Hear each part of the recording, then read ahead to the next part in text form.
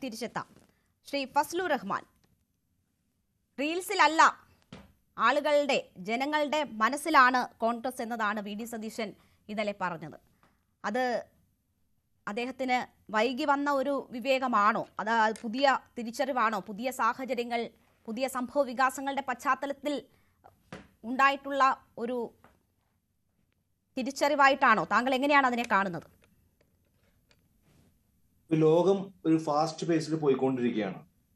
ഇപ്പോ റിയലും ഒരുപോലെ വേണം എന്ന് കരുതുന്ന ഒരാളാണ് ഞാൻ. കാരണം നമ്മളിപ്പോ മാധ്യമ സ്ഥാപനങ്ങൾ തന്നെ എടുത്ത് നോക്കുകയാണെങ്കിൽ മുമ്പ് TV-യിലൂടെയാണ് നമ്മൾ വാർത്തകൾ കണ്ടിരുന്നത്. ഇപ്പൊ പലരും വാർത്ത കാണുന്നത് മൊബൈലിലൂടെയാണ്. മൊബൈലിൽ തന്നെ യൂട്യൂബിലോ അതല്ലെങ്കിൽ നമ്മുടെ സോഷ്യൽ മീഡിയയിലൂടെയാണ് കാണുന്നത്. അപ്പോ അത്തരം വാർത്തകളൊക്കെ കൂടുതൽ ലഭിക്കുന്നത് ഈ റീൽസിലൂടെയും അല്ലെങ്കിൽ മറ്റു സാമൂഹ്യ മാധ്യമങ്ങളിലുള്ള പോസ്റ്റിലൂടെയാണ്. പ്രതിപക്ഷ നേതാവും ഇത് വളരെ നന്നായിട്ട് ഉപയോഗിക്കുന്ന ഒരു വ്യക്തിയാണ്. അതിലൊന്നും ഒരു തർക്കമില്ല. ഞാൻ പല ആവർത്തി, കാരണം ഇപ്പോഴത്തെ നമ്മുടെ വാർത്തകളെ നമുക്ക് വിശ്വസിക്കാൻ ഇപ്പൊ പല ഇൻസിഡന്റ് വെച്ച് നോക്കുമ്പോൾ ഒരുപാട് ബുദ്ധിമുട്ടുണ്ട്. കാരണം ഒരു സോഷ്യൽ മീഡിയ പോസ്റ്റർ വന്നിട്ട് അതിൽ എഴുതിയേക്കുന്ന കാര്യങ്ങൾ വെച്ചിട്ട് വാർത്തകൾ ഇപ്പൊ അനലൈസ് ചെയ്യാൻ പറ്റില്ല. നമ്മൾ കാണുക തന്നെ വേണം. അപ്പൊ ഇന്ന് ഈ ചർച്ചയ്ക്ക് മുമ്പ് ഞാൻ അതിൽ പ്രതിപക്ഷ നേതാവിന്റെ പേജിൽ തന്നെ പോയിട്ട് അദ്ദേഹത്തിന്റെ ലൈവ് വാർത്ത, ഏതെങ്കിലും മാധ്യമ സ്ഥാപനങ്ങളുടെ അല്ല, അദ്ദേഹത്തിന്റെ തന്നെ ലൈവ് വീഡിയോ ഞാൻ കണ്ടു.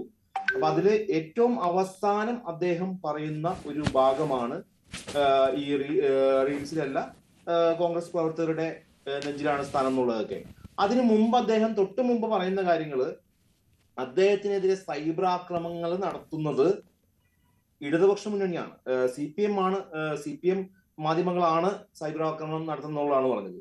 അതിനുശേഷം വന്നൊരു ചോദ്യത്തിന് മറുപടി എന്നോണാണ് അദ്ദേഹം റീലിനെ കുറിച്ച് സംസാരിച്ചത്. റീലിനെ ഒരിക്കലും അദ്ദേഹം തള്ളി പറഞ്ഞിട്ടില്ല.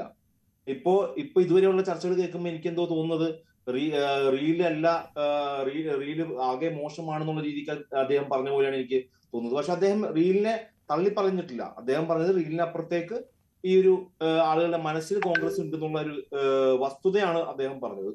പിന്നെ കോൺഗ്രസ് ജീവിക്കുന്നത് റീൽസിലല്ല, സമൂഹ മാധ്യമങ്ങളിലല്ല എന്ന് തന്നെയാണ് വി.ഡി. സതീശൻ പറഞ്ഞത്. ആരെയാണ് ഫസ്ലു കോൺഗ്രസിൽ റീൽ വേഴ്സസ് റിയൽ യുദ്ധം എന്ന് തുടങ്ങിയതാണ് നമ്മൾ കാണുന്നുവല്ലോ. നേരത്തെ അജയ് തറയിൽ ഉൾപ്പെടെയുള്ളവർ അതിനെതിരെ പരസ്യമായി രംഗത്ത് വന്നത് നമ്മൾ കണ്ടതാണല്ലോ. ആരെയാണ് ഈ രീതിയിൽ ഉദ്ദേശിച്ചിരുന്നത്? ആരൊക്കെയാണ് അതിൽ പെട്ടിരുന്നത്? ഇപ്പോൾ വി.ഡി. സതീശന് അത് തുറന്നു പറയേണ്ടി വരുന്ന സാഹചര്യം എങ്ങനെ സൃഷ്ടിക്കപ്പെട്ടു? ഇല്ല, പ്രതിപക്ഷ നേതാവ് ഇപ്പൊ റീലിനെ കുറിച്ച് പറഞ്ഞത് ഇപ്പോ നമ്മളൊരു എഴുതാപ്പുറം വായിക്കുന്നത് പോലെയാവും. ഇപ്പോ കഴിഞ്ഞ ദിവസം പറഞ്ഞിരുന്നത് VT ബൽറാമിനെ പുറത്താക്കി എന്നുള്ളതായിരുന്നു.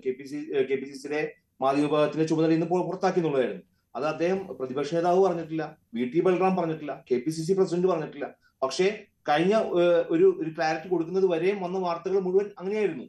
അപ്പോ മാധ്യമ വാർത്തകളെ മാത്രം വെച്ചുകൊണ്ട് ഞാൻ അഭിപ്രായം പറയില്ല. പിന്നെ ഈ റീലിനെ ഞാൻ പല ആവർത്തി ഞാൻ ഒരു അദ്ദേഹത്തിന്റെ വാർത്താ സമ്മേളനം ഞാൻ കേട്ടതാണ്.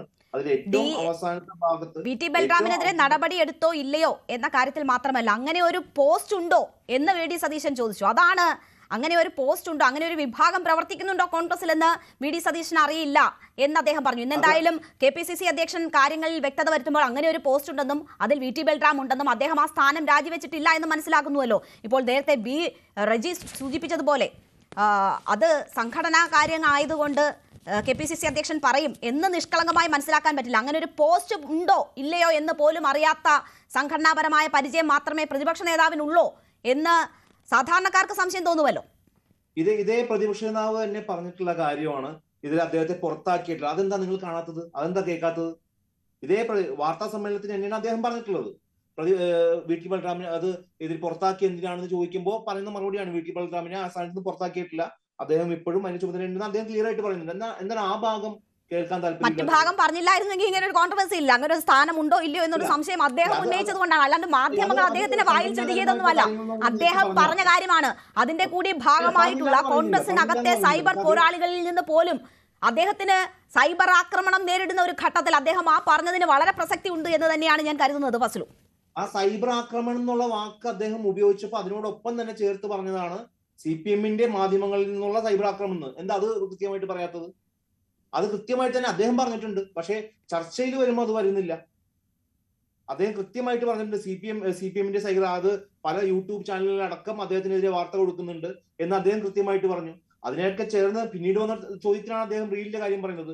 പിന്നെ റീലിന്റെ കാര്യം പറയുമ്പോൾ ഒരു കാര്യം കൂടെ എനിക്ക് സൂചിപ്പിക്കുക, ഇപ്പോൾ നിങ്ങൾ ഏതെങ്കിലും ഒരു വിഷയം മാത്രം അല്ലെങ്കിൽ ഒരു പാർട്ടിയുടെ ഏതെങ്കിലും നേതാക്കളെ മാത്രം പറയുമ്പോൾ റീല് ജീവിക്കുന്നത് ഇപ്പോൾ നമ്മുടെ ഒരു മന്ത്രി, പ്രത്യേകിച്ച് പറയുന്ന പൊതുമരാമത്ത് മന്ത്രി, അദ്ദേഹം കൂടുതൽ കാര്യങ്ങളും കൂടുതൽ ഇടപെടലുകൾ ഉണ്ടായിട്ടുള്ള റീലിലാണ്.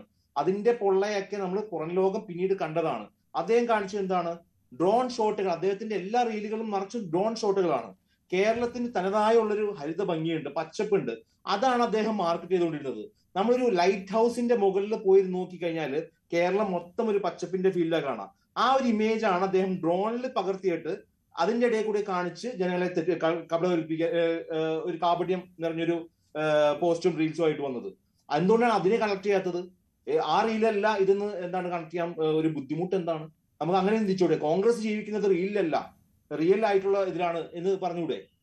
അപ്പോ ഏത് സാഹചര്യത്തിലാണ് അത് പറഞ്ഞതെന്ന് ഇൻട്രോയിൽ ഉൾപ്പെടെ ഞാൻ സൂചിപ്പിച്ചതാണ്. കടല് ഇരമ്പം പോലെ വന്നാലും താൻ എടുത്ത ബോധ്യത്തിൽ നിന്ന്, നടപടികളിൽ നിന്ന് പിന്മാറില്ല എന്ന് പറഞ്ഞുകൊണ്ട് ഇത് പറയുമ്പോൾ അത് ആരെക്കുറിച്ചാണെന്നും എന്തിനെക്കുറിച്ചാണ് എന്നും മനസ്സിലാക്കാനുള്ള ബുദ്ധി കേരളത്തിലെ അരിയാഹാരം കഴിക്കുന്ന മനുഷ്യർക്കുണ്ട് എന്ന് മാത്രമേ ഞാൻ പറയുന്നുള്ളൂ. ശ്രീ ഫസലു, ഞാൻ താങ്കളിലേക്ക് തിരിച്ചെത്താം. ശ്രീ ലാൽകുമാർ, താങ്കൾ കൈ ഉയർത്തുന്നുണ്ടായിരുന്നു, താങ്കളിലേക്ക് വരാം. അതിനു മുൻപ് ശ്രീ